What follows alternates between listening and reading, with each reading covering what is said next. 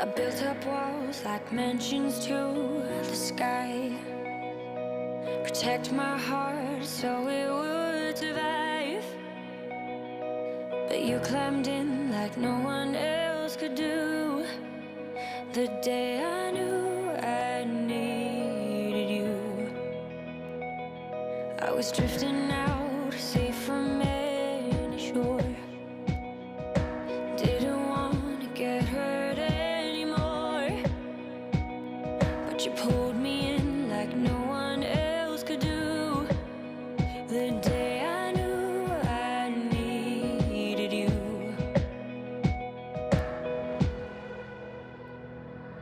I was complicated, you made perfect sense. I was slowly breaking, but you knew how to mend. We're searching for some answers, who I was and where I'm running to. I was looking for me when I found you. When I found you. When I found. Felt familiar the moment that we met. Tried to block it out so I forget. Your persistence kept on pushing through. The day I knew I needed you. I was complicated, you made perfect sense. I was slowly breaking, but you knew how to mend. We're searching for some answers, who I was and where I'm running to. I was looking for me when I found you. When I found you. You saved me, changing my direction. I'm falling into our connection. I was complicated, you made perfect sense. I was slowly breaking, but you knew how to mend. We're searching for some answers, who I was and where I'm running to. I was looking for me when I found you. When I found you. When I found you. When I found you. When I found you.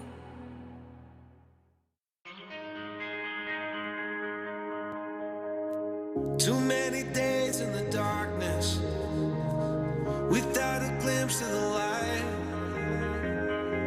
Running tired and broken and scared, but I swear I'll never give up the fight. I see you broken and beat,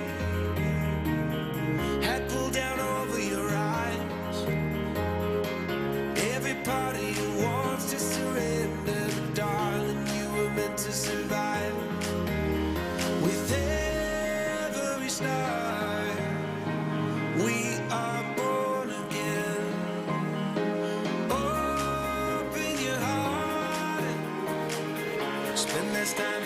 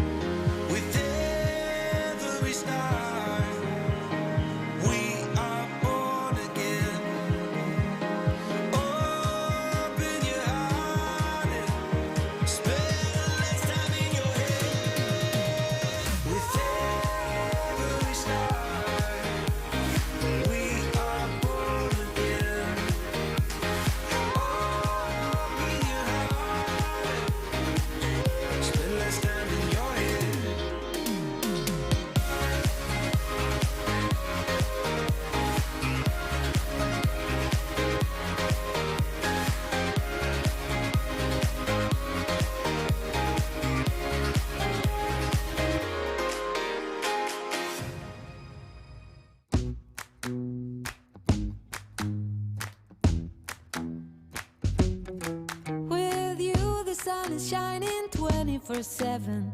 'Cause when we're together, it feels like we're in heaven. If it will get dark, you'll be my million stars. I know I can lean on you. Oh, you catch me like a leaf falling from a tree. If I'll be a shooting star, you make a wish. No, I don't fake this kind of feeling, never felt so real. My heart is on the table 'cause you're my everything. I do, I wanna marry you. 'Cause when you're around, I know it's true. The way you make me feel is so good, baby. So good, so good. Every single day we spend apart, I wanna be with you. Baby, take my hand, hold it tight just like you do. Feels so good, so good. When I wake up in the morning and I see your face, I'm becoming blind by your dazzling grace. What a beautiful feeling to be close to you. There's nothing else I wanna do. Ooh, and from the fields of flowers you chose to pick me. You're spreading sugar on my misery. And I don't fake this kind of feeling, never felt so real. My heart is on the table 'cause you're my everything. I do, I wanna marry you. 'Cause when you're around, I know it's true. The way you make me feel is so good, baby. So good, so good. Every single day we spend apart, I wanna be with you. Baby, take my hand, hold it tight just like you do. Feels so good, so good.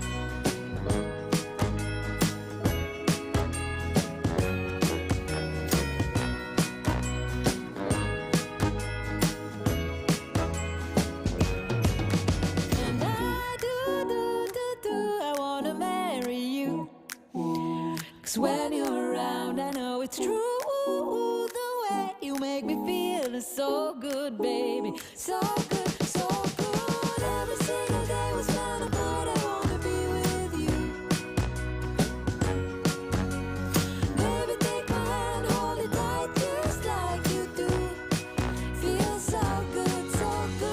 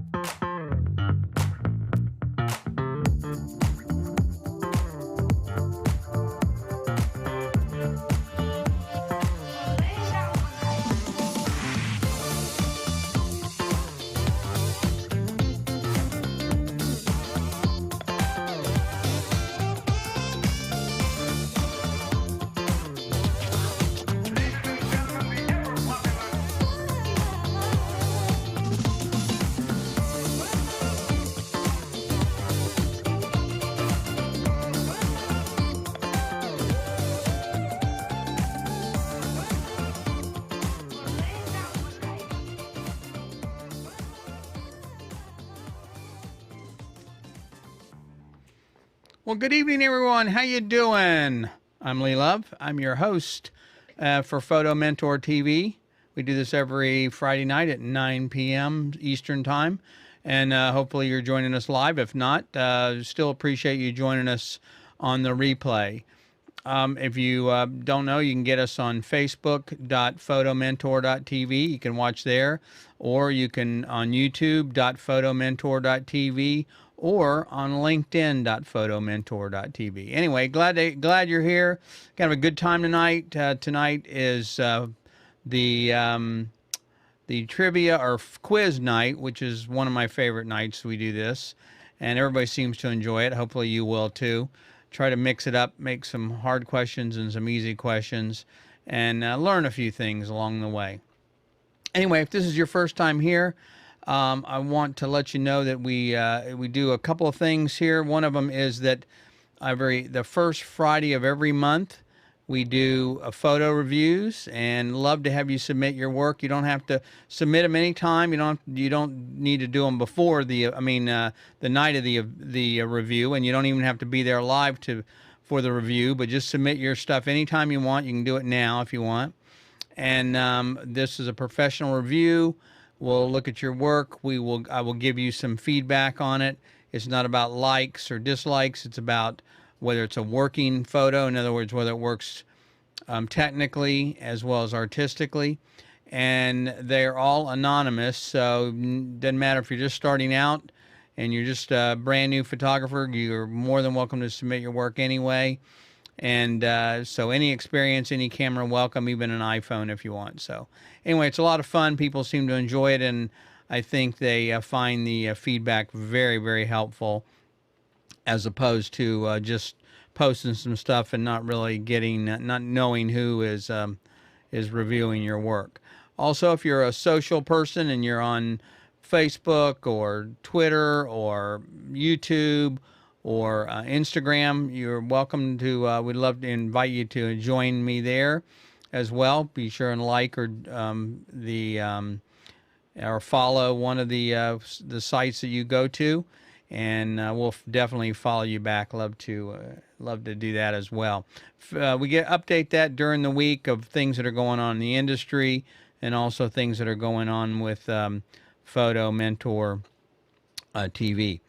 And last but not least, we also have a Facebook group you may not be aware of, and you're welcome to join that. It's a little different than some of the other groups I think you might be a member of. We don't do a lot of technical stuff. It's really more artistic and education oriented and feedback on your work. And if you'd like to apply for that group, you can go to photomentor.tv/join. Put your name and email address in there and how long you've been shooting, and then go to the Facebook page and hit the join button. That'll notify me that you want to join, and I'll let you guys in. So we do that to kind of keep the spammers out and make sure the quality of the folks that are joining us are a little above and beyond, I think, the normal groups. At least I like to think so. Anyway, let's see. I think that's it. Again, tonight's photo trivia night. Got some good questions I think we've come up with. I think you guys will enjoy them. If you have any questions, by the way, you're welcome to ask a question. Just leave it in the comments section. If you put a Q in front of it, that helps sometimes filter out just the regular comments. The way this works on the for the quiz is what'll happen is I'll put up a question, and then you guys can it'll be A, B, C, or D are the answers, and all you got to do is put the letter A, B, C, or D, whichever one you think the answer is, in the comments section, and we'll see who they think is the smartest. And anyway, thanks very much. We got so again, if you guys are, I'll show you how this works. If you have a question, you can just put this up here. I'll bring your name and the question online, and we'll try and answer it. Again, we can answer any question if you have as well. This is not just about the quiz tonight, but if you have a question about photography, about your equipment, that type of thing, happy to. In fact, I'd like to open that up first. If you have questions, let's take those first before we get into the quiz. And again, you're welcome to join us on Facebook, YouTube, or LinkedIn. We're definitely monitoring LinkedIn or Facebook and YouTube for answers. So if you have any questions. So anyway, I think that's about it. Let's see here. Let's get to the first question. Let's see how it goes, and we'll just kind of go from there. All right. So let's see here. The first question is this one right here. Let's see how this works. So the way that works, first question is the meaning of the original Greek word photography translates, and I'll give you guys 30 seconds to answer it. The answer is, or the question is, colored light, A, or it means B, light of the sun, C, light writing, or D, camera obscura? What do you guys think it is? A, B, C, or D? Just put A, B, C, or D in the comment section. That's all you got to do, and we'll look at see who's who. Just take a guess if you guys don't know. It's okay, I understand. And if you don't have your if you're not don't have your Greek translator handy, then just take a wild guess. See which one you guys think. So A, B, C, or D. And let's see here. So let's see, Pat. Pat says it's B, light of the sun. That's a real good guess. So let's see what else we got. Pat says it's B. And Kenda says it's B. That's a good guess as well. Well, I'm not Sue. I'm not sure what kind of answer. Sue Ann says it's 1C. Oh, okay. That's the. Thank you, Sue Ann. I see what she's doing. That's good. So it's question number 1, and her answer is C. So let's see which one it is, and the answer is.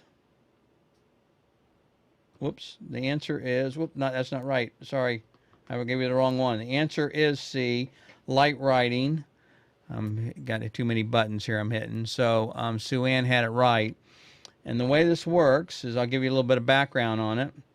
So it was the original translation was first used by Sir John F. W. Herschel in 1839. Now this guy was a pretty amazing guy. When I started doing some research on him, he was an astronomer and a chemist, an inventor, and experimental photographer. But you put the two words together, and photo means in Greek means photos or light, and in English it means or the word graffiti or graphy, of course, means to write or to draw. So the answer would be C, light writing. So that's the way that works. So anyway, hopefully you guys got that right, or at least can now understand. And people said when someone asks you, when you're on for $1 million for Jeopardy, you'll know the answer. Okay, let's try another one here. So the next one is what is a Bayer filter? A Bayer filter is used to protect your lens coating. Or B, helpful in reducing brightness of the sky. C, a filter that goes in front of your camera sensor. Or D, a special filter for astrophotography. What do you guys think it is? 30 seconds here. Let's see. So question number 2. So let's see what you got here for number 2. What is a Bayer filter? It's used to protect your lens coatings. B, helpful in reducing brightness of the sky. C, filter in front of the camera sensor. Or a special filter for astrophotography. What do you guys think it is? I got to get some music for this, don't I? This is, I'm missing it here. So, you don't want to hear me sing, that's for sure. All right. So, what do you guys have some answers for this one, huh? Okay, Mike Peters says it's C, filter in front of the sensor. Herb, hey Herb, good to see you, buddy. Herb says D, special filter for astrophotography. And Kenda, I said, oh, that was for the other question, sorry. So C or D is the 2 answers I got so far. Anybody else have any other guesses? Come on, you guys can do this. All right. So the answer is C. It's a filter that goes in front of the camera sensor. And you guys are going to, this is pretty amazing. I tell you, when I do the research on this, because, I just don't pull these answers out and put A, B, C, or D. I want to make sure I understand the background if I don't know already, and I want to do the research on it. It takes me a couple of days to put these things together. But I want to make sure that I do the background so I can educate you guys on what's going on and you understand the issue here with photography, and so you learn a little something. So here's the way it works. Okay, so a Bayer filter is a filter that goes in front of the sensor, and what it does is it filters out each color. So there's one filter filters out the red and only allows red through the sensor. The other one filters out the green, and the other one filters only, excuse me, not filters out, it filters out red and blue and only lets green through, and then of course the other one only lets blue through. Now, if you didn't have this filter in front of the sensor, you would get red, green, and blue coming to the sensor, and what would happen? That means you'd have only a black and white picture. So there would not be anything else other than black and white images. So a Bayer filter is what gives us the ability to actually record or display color in a digital image. It's pretty amazing. Now, the other interesting thing you may not know is that there's actually twice as many green pixels on a sensor that they allow through than there is red and blue. And the reason is because the eye is more sensitive to green, and it also makes for a much noise-free image by letting more green in. It doesn't make sense to me, quite honestly, but that's the way it works. So, so this was invented by a guy named Bryce Bayer, and he worked for Kodak, and he applied for a patent in 1975 and received it. And 99% of all digital cameras, cell phones, pocket cameras, webcams, you name it, all use this filter to produce color pictures. It's pretty phenomenal. This guy was very, very smart. He, you know, was toyed with photography as a kid and was an amateur photographer, and then went on to become an engineer. So pretty cool stuff. And I was pretty impressed when I read what his background and what happened there. So anyway, yeah, it's pretty cool. So anyway, that's the deal on what a Bayer filter is. Every camera has one, and it allows you to actually create a color image. And what's interesting is apparently there were a lot of other developers that came up with different kinds of filters that did similar things, but this is the only one that's really lasted this long and has proved the test of time. It's really a really amazing design that every camera uses. So anyway, that's the deal on the Bayer filter. Hopefully you guys appreciate that. Okay, here's the next one. You ready? This is question number 3. So question number 3 is the amount of light or darkness in a photograph is considered the ISO. It's considered, that'd be A. B, exposure. C, shutter speed. D, Dectal. So let's give you 30 seconds to answer that one. So the amount of light or darkness in a photograph is considered the ISO of the image, the exposure of the image, B, C, shutter speed, or D, Dectal. What do you guys think it is? Take a guess.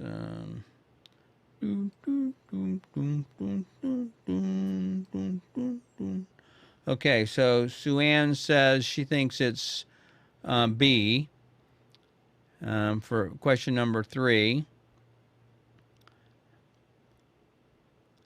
A few more seconds, guys. Let's get your answers in. Anybody else? Okay, Mike says B as well. That Mike guy, he's pretty sharp. You got to follow what he does. Anybody else? A, ISO, B, exposure, C, shutter speed, D, Dectal. Okay, the correct answer, you ready, is called exposure. And the amount of light and darkness, of course, in the image would have to do with exposure. Now, they're kind of trick questions, I admit that. So ISO would affect the exposure, of course, and so would shutter speed, but that's not considered the exposure. So let me show you what I'm talking about. So if you look at this, this is a chart showing a grayscale, or what's called a zone system. And what you have is everything on the far left is pure black, and everything on the far right is pure white. So everything in the middle is 0. So that would be a correct exposure according to a light meter. It's going to depend, of course. So that would be 5 stops underexposed and 5 stops overexposed. Now, if you ever followed Ansel Adams, or you do any of the look at what he was doing, he came up with this system called the zone system, and this is really what this is, where you can kind of look at a scene, and if you know what these ratings are, the zone system, you can almost figure out the exposure without even a light meter. But anyway, at the top is a histogram. I know a lot of you guys don't use histograms. I'm going to do a course on the whole thing on histograms, but that's representing, like if you bring it into Photoshop, which is what I did, that shows you the exposure of those particular gradations. So 0 in the middle is 128. 255 is the far right, is pure white, no detail in there, and 0 is pure black, no detail there. So you can look at a scene and almost guess what the exposure should be based on looking at, or by understanding the zone system. So this is how you can figure out the exposure of an image, or whether it's underexposed or overexposed. You can actually look, you can do this in Photoshop. You can click on a area of the picture and look at it, or you can do it by eye and kind of grade it that way. So anyway, that's what we mean when we talk about exposure, and we say the amount of lightness or darkness in a photo is the exposure, and this is what we're talking about, the how dark it is or how bright it is. And again, this is referred to as a zone system. And so again, it relates to Photoshop as well as what used to do in film as well. So in film, we didn't have the 0 to 255. You had no way of knowing that. You just had a calculation.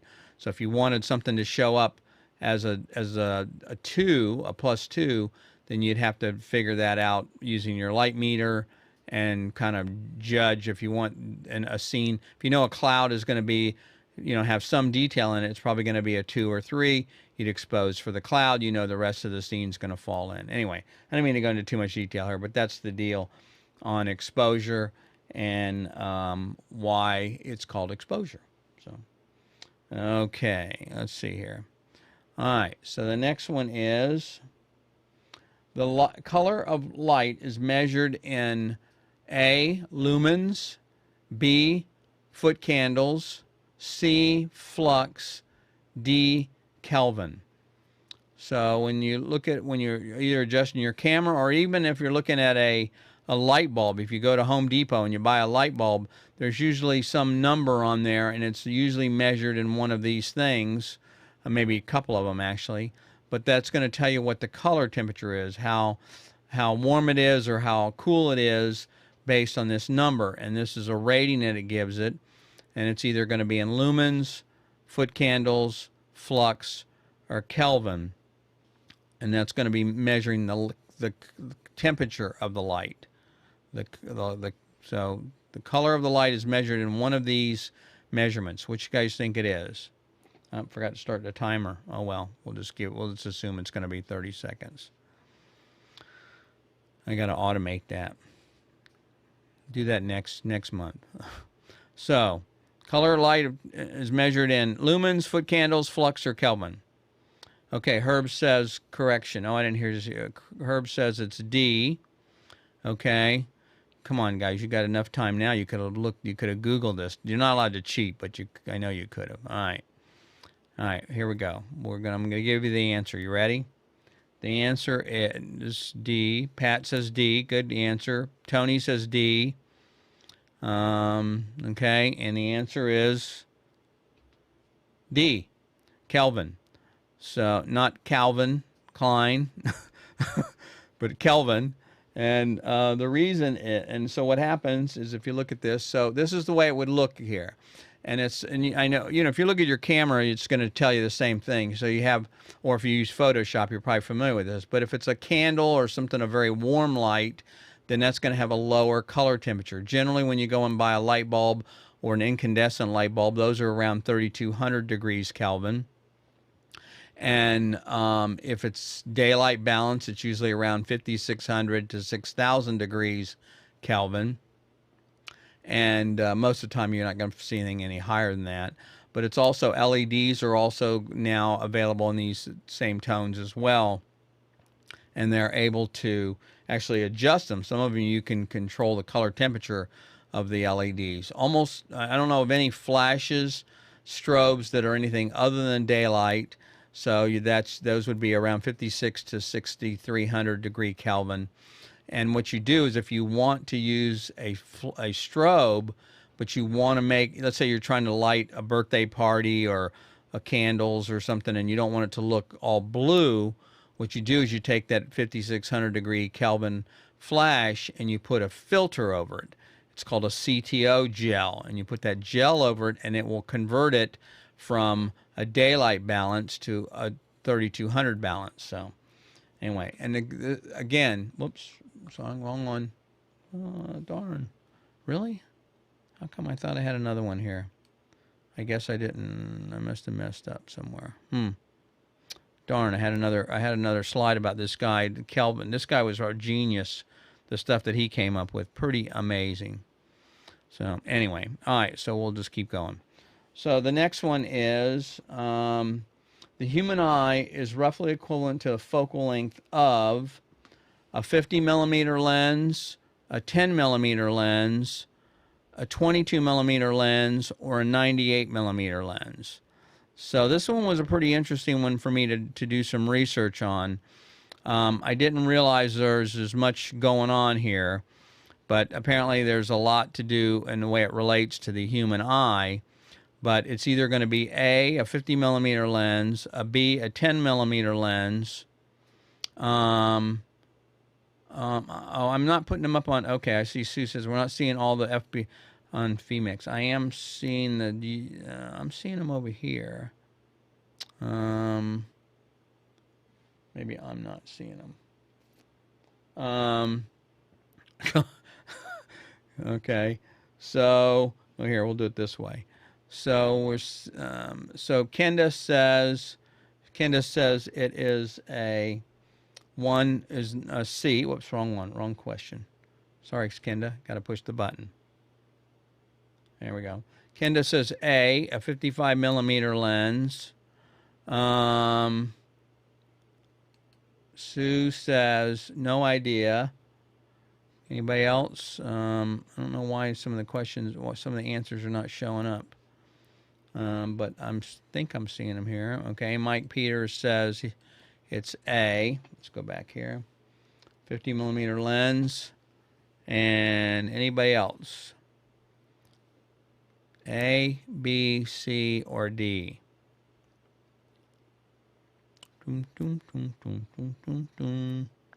Okay. So, this is a pretty interesting one. And I got to tell you guys, okay, so Herb says A as well. When did I see Herb's question? Herb, listen to me. Oh, and I see Jeanette also says A. I'm missing them here. You guys are, sorry, guys. Okay.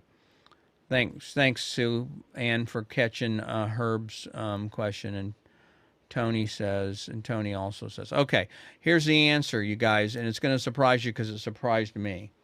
Okay? The answer is not what I thought it would be. The answer is 22 millimeter.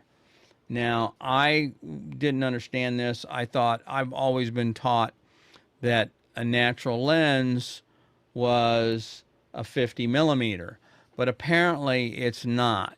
So apparently the way the eye is constructed, and the focal length of the eye, and it has to do, apparently it gets really complicated. It has to do with the distance between the eye and the cornea, and also apparently some fluid that's in there. But what happens is it's really about a 22 millimeter. Now I thought it was a 17 as well, but they say it varies. So here, this is what a 17 millimeter looks like. This is a 22, and you know, if you think about it, if you cover, when we're looking. You got to remember, when we're looking at the scene, we're looking at it with two eyes. But if you cover one eye, you're probably going to see about a 22 millimeter perspective. So when we're normally looking with two eyes, it's a little wider, so I think it throws us off. But it's really a 22 millimeter. And I had no idea as well. I thought it was going to be about a 50, just like everybody else did. and apparently it's not, which is pretty interesting. So anyway, 22 millimeter is the correct answer if you guys got that. And so you learn something every day, don't you? I had no idea. And that's what I said, part of this, for me, the fun has been doing the research on this to be able to teach you guys how the photography items work, and dispel some of the myths that we've all been taught, and myself included, of course. And so it's about a 22 millimeter. So again, that's about what the perspective should be. I tried to recreate that with a 22 millimeter so you guys could see what that looked like. So anyway, hopefully that helps. All right. Let's see here. What we got next? So the next one, question number 6. Andreas, way to go. Got it, man. We're all right. Cool. All right. So the next one is, okay, so I'm going to show you guys, I'm going to show you a photo, and you guys have to tell me who's shot this photo. Okay? So the answers are going to be Alfred Eisenstein. I tell you, I shouldn't start the timer. Gordon Parks, B, Steve McCurry, or none of the above. So who do you think shot this photo? This is actually a pretty easy question. You guys should be able to get this one if you've been around photography any length of time at all. So A, Alfred Eisenstein, B, Dorothea Lange, C, Steve McCurry, D, none of the above. Okay.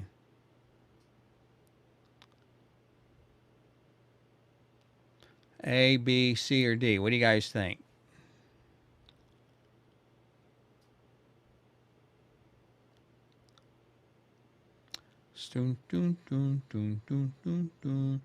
This photo was shot, I don't remember the year exactly, and if I tell you that might give it away, but so tell me what you guys think. So it's this is a famous photo. It was shot in Times Square, and it was photographed by either Alfred Eisenstadt, B, Dorothea Lange, C, Steve McCurry, or D, none of the above. Any idea?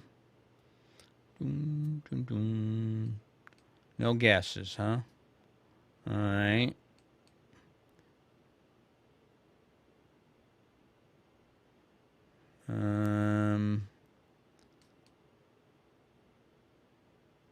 You sure? Okay, here we go. I'll give you the answer then if you guys don't know. The answer is A. Alfred I. He was a pretty amazing photographer. He was a German-born photographer, of course, and he and in World War, he started shooting before World War II, but then came over to the U.S. and started shooting for Life magazine, and just, I mean, 90 of his images were on the cover, which is pretty phenomenal when you think about it.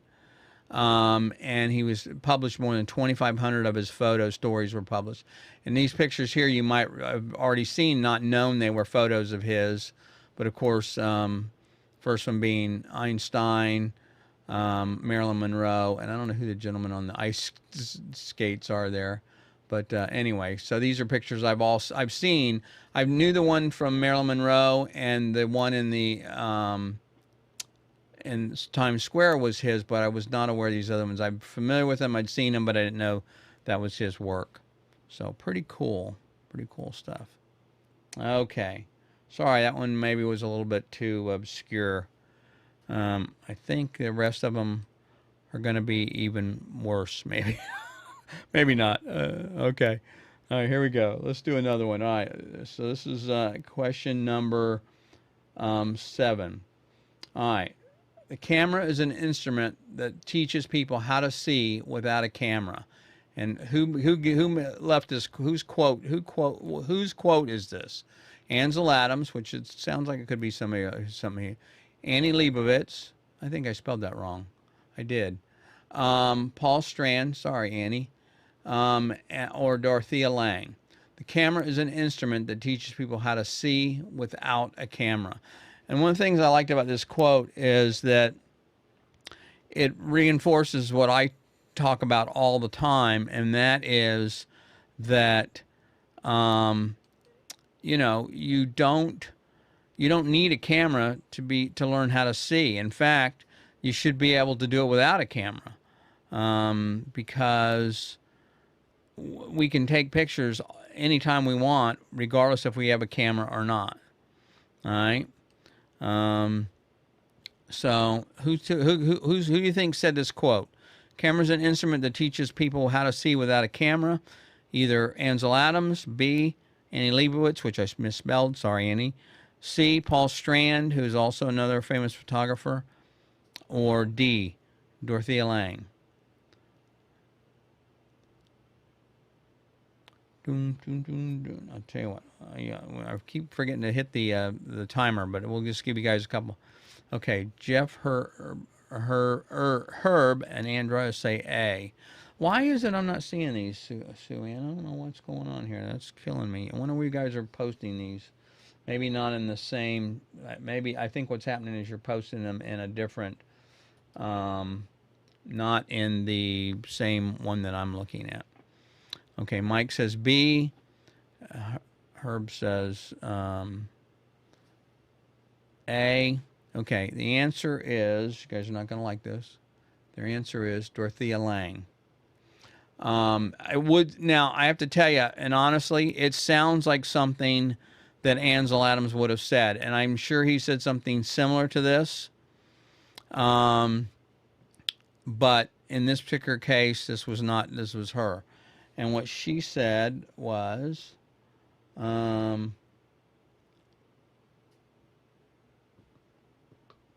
she said that she's an American photographer, maybe but if you look at the picture on the right, I know you guys have all seen this photo, but she was very, very instrumental in influencing and humanizing the consequences of the Great Depression in the 30s.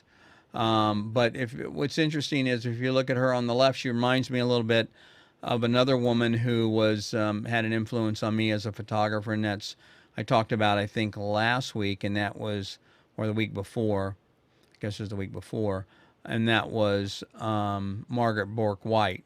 And when you look at, the camera that this woman used, okay, and you look at the time period, it's pretty impressive that these women were instrumental and so influential in photography at that age, in that time of photography and in time of our culture. So no excuses. They were out there doing it, no doubt about it. So anyway, Dorothea Lange, if you haven't looked up her work, I would encourage you to check it out and see what you think. Pretty impressive body of work. So anyway. So Dorothea Lange the camera is an instrument that teaches people how to see without a camera. And again, it's something that I spend a lot of time teaching people about under what I call learning to see. And that is, I'm always taking pictures whether I have a camera or not. I'm looking, I'm studying light, I'm studying our surroundings. I'm trying to figure out if there's something there that I may want to go back and photograph, or just study the lighting and how it falls on a subject. I don't have to have a camera with me to be able to capture that, but I'll memorize that.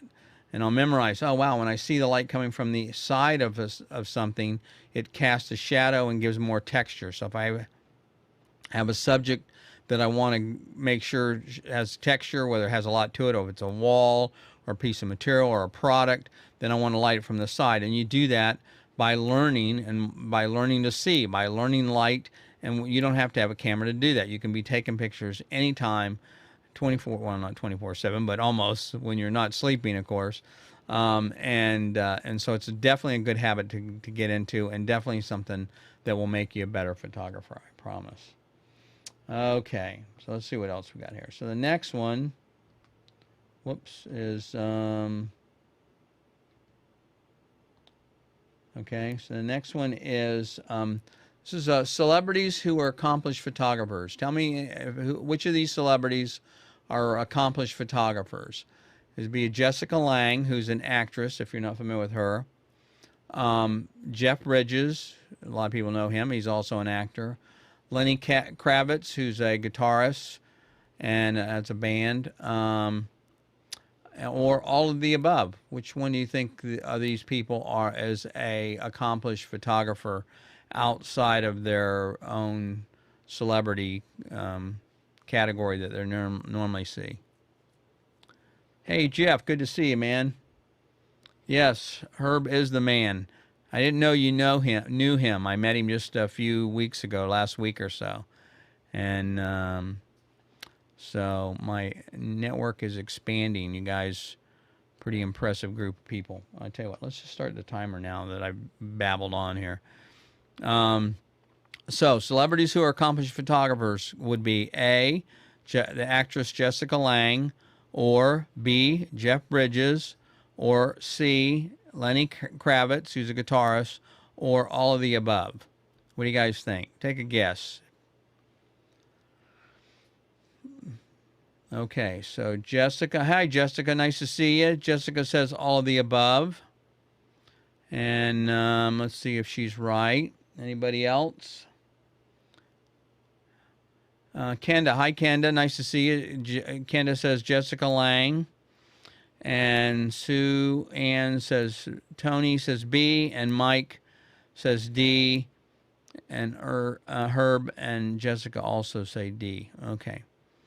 And the answer is all of the above. There's a lot of, it's amazing. There's a lot of photographers out there that are a lot of actors that are photographers. I guess it makes sense. Just like there are a lot of musicians or people that are programmers are also musicians. But the answer would be D, all of the above. And I'll show you some of their, okay. So if you look, so again, Lenny Kravitz, Jeff Bridges, and Jessica Lange. There's looks like Lenny Kravitz has maybe got a Leica or something. I don't know what he's shooting with there. And you know, he's of course I knew Jeff Bridges was. I didn't know that Jessica Lange and Lenny Kravitz were photographers, but I knew Jeff Bridges was. And there's also a number of other people. You guys probably know that Kenny. Gosh, I can't think of his name now. I'm gone blank. The good country singer Kenny. Somebody tell me his name. Kenny is also a photographer. There's a lot of them out there actually. So I've seen some of Jeff Bridges' work. It's pretty cool. He's some stuff on set, on movies and stuff. He's photographed and published.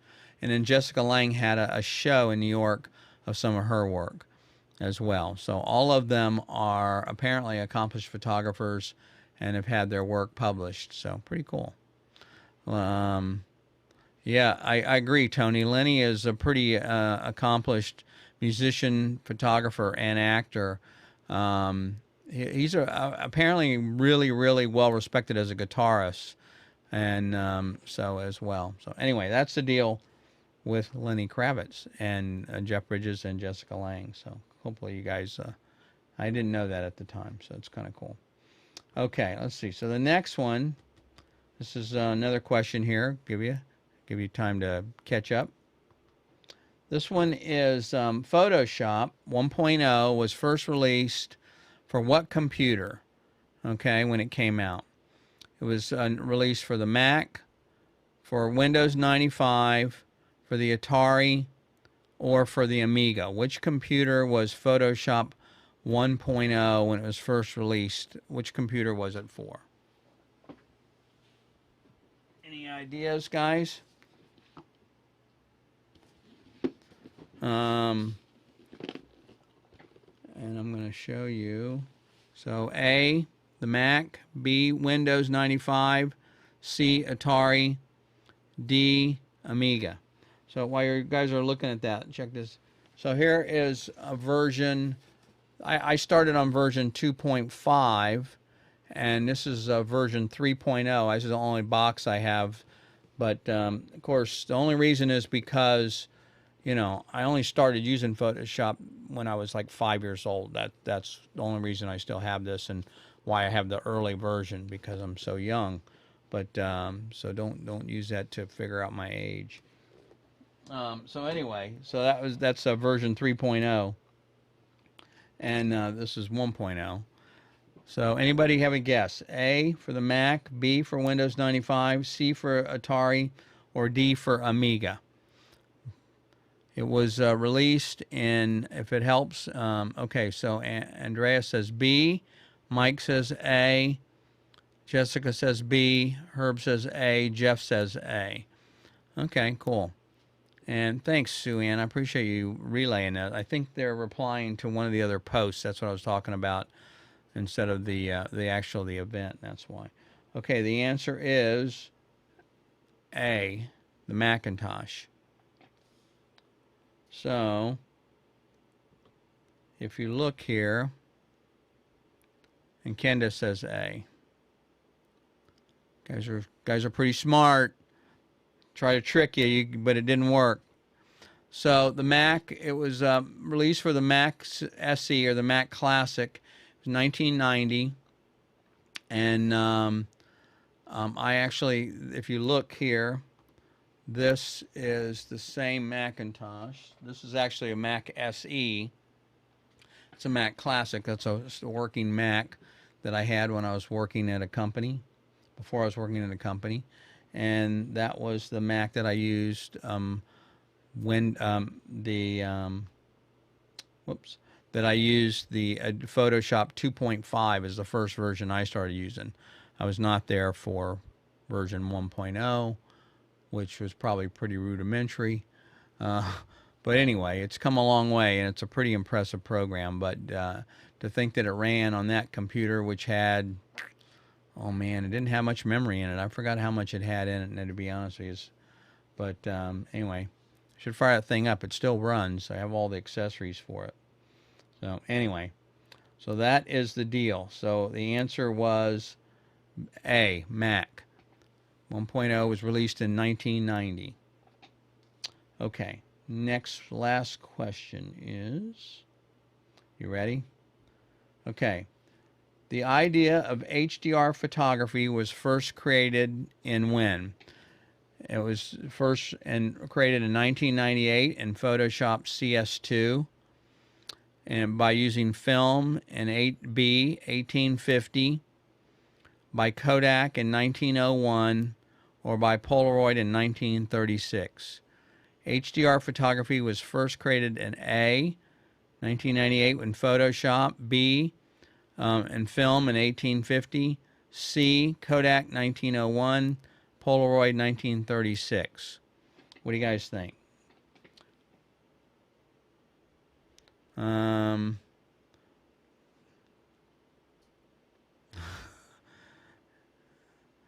That's pretty good, Jeff. I didn't know that. No, no Commodore 64. No, Tony. Sorry. Oh man, that's too bad. Yeah. So Sue Ann says she thinks it's D. Herb says he thinks it's A. Good guesses, guys. Okay, keep going. One of you guys are going to be correct. Jessica. Hey, Jessica. Good guess. Photoshop 1998. That's a good guess. It's probably what I would have guessed too. Mike is A, Jessica's A, and Jeff is A. Okay. So the correct answer is B, believe it or not. 1850. Pretty amazing. Again, I was surprised as well. So you learn something every day, of course, which is pretty cool. But it was created in 1850 by a guy named Jean-Baptiste Legray. He was a French painter, a draftsman, a sculptor, a printer, a photographer. I mean, these guys were multi-talented, I tell you. And he's really, if you look any research up, you'll see he's really revered as probably one of the most influential photographers of the 19th century, because he's very technical and he also had a lot of cool ideas. But this was what the first HDR image looked like. And what he did is he took two negatives, he exposed one for the sky and one for the sea, and then combined them together to make a positive, which makes perfect sense when you think of it, because that's exactly how we create an HDR now. You expose for one area, you may bracket, you may do more than one, but and you can do two exposures and then combine them together.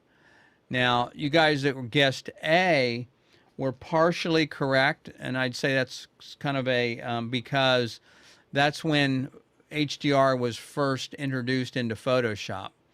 CS2 was the first one that had HDR merge in it, so it's sort of correct if you don't have the history behind it. But the real answer, if anybody asks you, is it was done in 1850 by a French painter.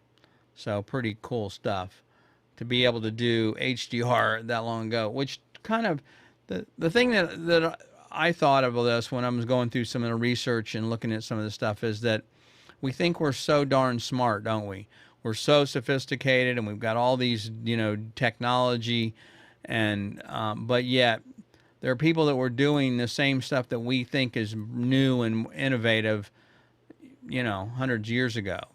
And so anyway, pretty interesting stuff that they were doing it back in 1850, and we think that it's something new that you're doing now. Of course, we do it digitally and we do it over the top. I think a lot of HDR can be really overdone, can become cartoon-like.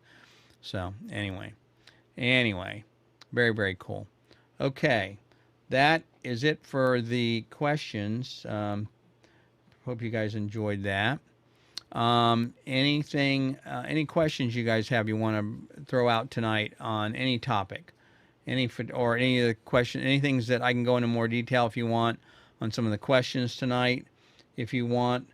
But I'll tell you what I'll do real quick. Let's do this. Let's go back. Let me just give a review for you guys if you joined late. Okay, the first one was the meaning of the original Greek word photography translates to C, light writing. Okay, if you want to know that, and that's something to learn.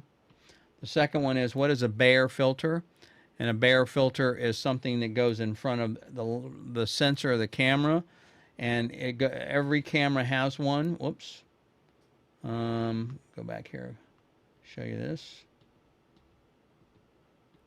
Every camera has one, and it's used to filter out the white light and give you red, green, and blue so that we can get a color image. Otherwise, if you didn't have that filter, only images you'd be able to record would be monochrome or black and white.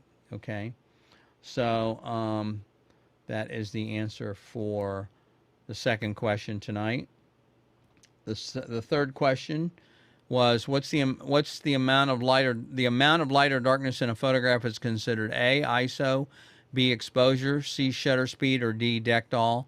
And the correct answer on that one was exposure. ISO, of course, controls the amount of light that hits the sensor, or how sensitive the sensor is technically, but it's not what the term you would use to call for exposure. And C would be the same thing. It can be used to control exposure, but the lightness and darkness of a picture is either underexposed or overexposed. It's not less ISO or more ISO. And by the way, D, for those of you guys want to know, Dectal is a real, if you're not a film person, is a real term used in photography, and it's a Kodak product, and it is used to develop prints. So I threw that in there just to have some fun with you guys. The fourth question was how the color of light is measured, and it's measured in Kelvin temperature. So like 3200 Kelvin would be a incandescent light bulb. Something a little lower than that, maybe a 1200, 1500 would be a candle, and the sun would be around 6000 degrees Kelvin. And a flash strobe is about 5600 as well, 56 to 6300. And so anyway, that was the answer to number 4. Number 5 is the human eye is equivalent to a focal length of 22 millimeters.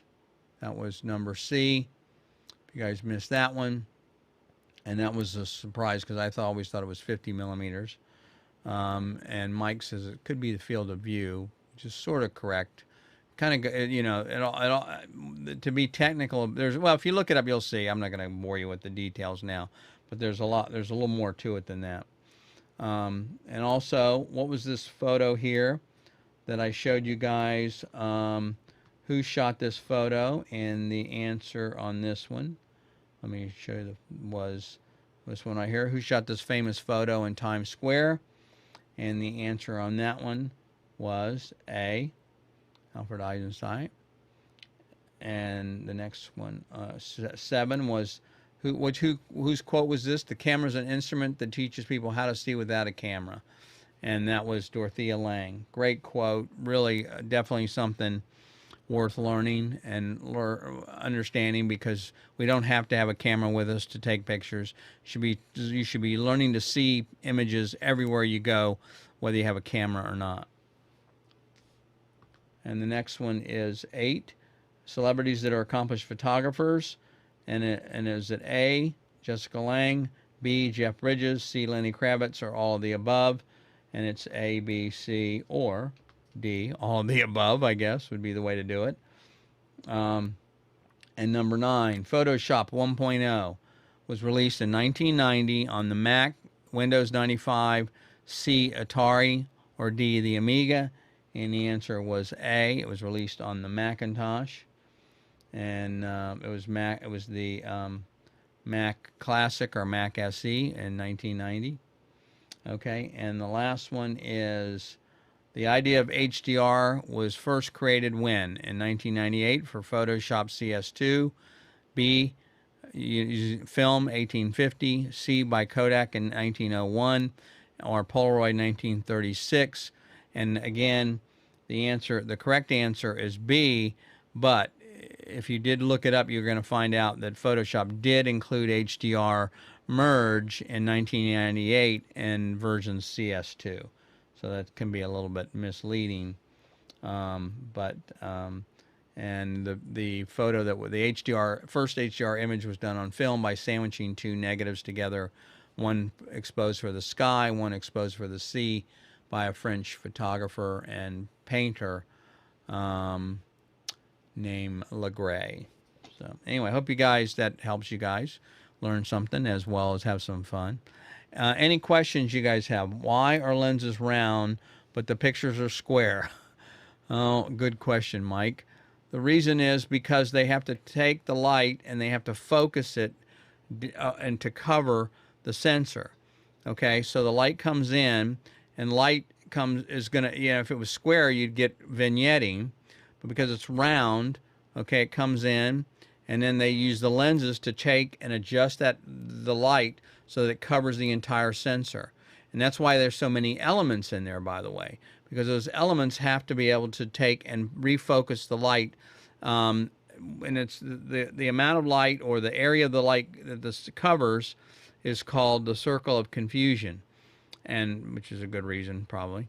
And so that's one of the things that makes lens development so difficult, is because to be able to adjust the lens so that light still covers the sensor has to be, it's pretty complex capability to move those elements around and still keep the lens, the light focused in covering that area of the sensor. It also, there's a lot of other things going on in there that's how you get chromatic aberration if the elements aren't done right. It's a very complex process. I'm surprised they're able to do it as inexpensively as they are. You'd say, oh, I spent $2,000 on a lens. That's a lot of money. It is a lot of money, but not when you figure the optics and the glass that's used to do something like that. So, and Jessica asks, why shoot RAW and not JPEG? Great question, Jessica. That's a terrific question. So it depends on what you're shooting. So the myth I see is, you're like, oh, you got to shoot RAW. Always shoot RAW. There's no reason to shoot JPEG. JPEG images are not as good as RAW. Well, that's a true statement, but it depends on what you're doing. So, for example, when I worked as a photojournalist, I always shot JPEG. large JPEG. Now I tried to shoot RAW as well if I could, but it depends. When I was doing sports, I needed that high buffer rate. I needed to be able to shoot a lot of images very quickly, and for a fast running athlete or something like that. So RAW would be very, very slow in doing that, especially since the files are large and you can only shoot so many of them. The memory buffer in the camera. What happens is not to get off track, but what happens is the camera writes to memory inside the camera, and then from there it sends it out to the card. And the reason is because the card is the slowest component in the system. So it writes to memory, can do that very fast, but then it writes it out to the card. That's what the light on the back of your camera is when it's lit up. It's writing that to the card. Well, if you have you're going to find a JPEG that's going to write out faster than a RAW image will, and it's also going to be able to store more of them. A lot of cameras nowadays can buffer hundreds of images before it writes it to the card. So when I was doing sports, I really needed to do a JPEG for the most part. Now, the other reason for doing JPEG is if I need to be able to hand a client the image right away. When I was working as a photojournalist, there are many times what would happen if it was a big event, I was covering the Pope or something like that coming into town, I would shoot a couple of frames, take that card out, and immediately upload it, caption it, and upload it to the publication. A lot of photographers will do that because and that's why you'll see online the photos will show up instantly. Immediately a person starts speaking, there's already images right there. So you want to be able to shoot JPEG. You can't do that with RAW. It would take too long. You have to convert it. You have to tag it. You have to caption it. And so you want to be able to do that with JPEG. So I guess the answer is it depends on what you're shooting.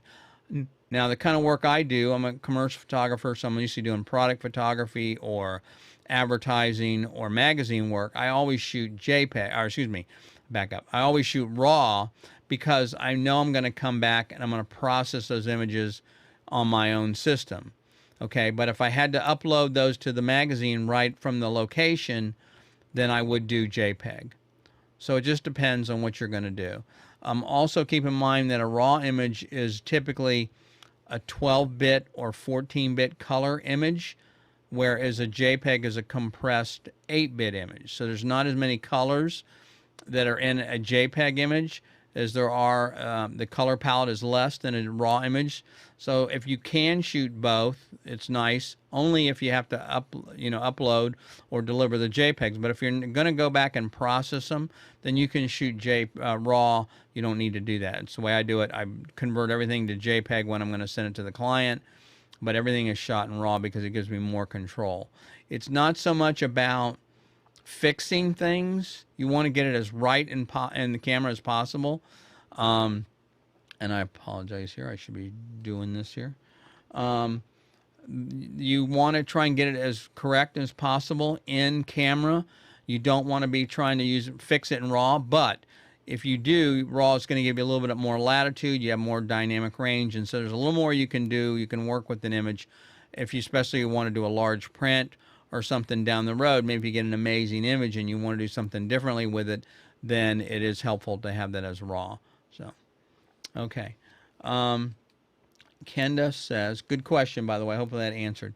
Kenda says, I'd like to learn how to see the golden ratio and composition via rule of thirds. Topic for future discussion. Okay, good. Definitely. I definitely see. It's a little harder to see that. They don't put it in the camera where most people, they will have an overlay, but I will definitely do that. And I appreciate you telling me that. I'll cover that maybe next week. I think we have a slot open for that. And Kenda also says she shoots JPEG and RAW at the same time. The reason I don't do that is because when I bring them into Lightroom or whatever I'm editing them on, I'm not going to do anything with the JPEG. What most people don't realize, by the way, is every RAW image. See, a RAW image is not a photo, by the way. I don't know if you know that or not. A RAW image is just data. There's nothing to you can't display a RAW image. People say, well, how can I upload a RAW image to my printer? The people that are doing my printing or Facebook. You can't. It's like saying, how do I upload a Word document? If you don't have Word, you can't view the image. But what happens is they embed a small JPEG inside that raw image so that you can view it. And that's how that image is displayed. So you don't necessarily have to have a raw converter to be able to view the image, or that's how it's shown up also on the back of the camera, because the camera can't display the raw image either. So anyway, it's just data, just ones and zeros, but there is a small raw image embedded in the JPEG, and that's how you're able to view it. So, so anyway, I don't shoot at the same time, because I just throw it away. It means I'm importing 2 images, and I'm just going to take up disk space. It's not a lot of disk space, but it's still, I'm going to create a JPEG anyway out of the finals. So for me, it doesn't matter. And you are more than welcome. I hope that answered your question. Any other questions you guys have, let me know. And you guys, by the way, you can always, I don't know if you know or not, but you can always send me emails. You can catch me on Facebook. A lot of you guys I'm helping on Facebook, which is fine. I don't mind doing that real time. Or you can also send an email to help@photomentor.tv, and I'll add it to the show, or I'll reply directly. So anyway, and Candace says she uses SnapBridge. She shoots Nikon, use SnapBridge to transfer my image. Yeah. So I also shoot Nikon and Panasonic, and Blackmagic for video, and Panasonic for video primarily. I do some stills on that, on the Panasonic, but mostly my high-end work's done on the Nikons that I have. And SnapBridge is a little quirky to use sometimes, but it does work. And I'll tell you the cool thing about it, most people don't realize, is if you can set your camera up like outside by the bird feeder, and you can take SnapBridge and you can control the camera remotely. You can actually see what the camera sees through your phone and hit a button and take pictures right through the camera. You're triggering the camera remotely using SnapBridge. That was one of the coolest features that I saw. But if you're traveling as well, you can download to your phone and upload them right without having to have a computer. So that's the other cool thing about it. So anyway, good deal. Good questions, guys. Thanks very much. I appreciate that. Anything else before we say goodnight?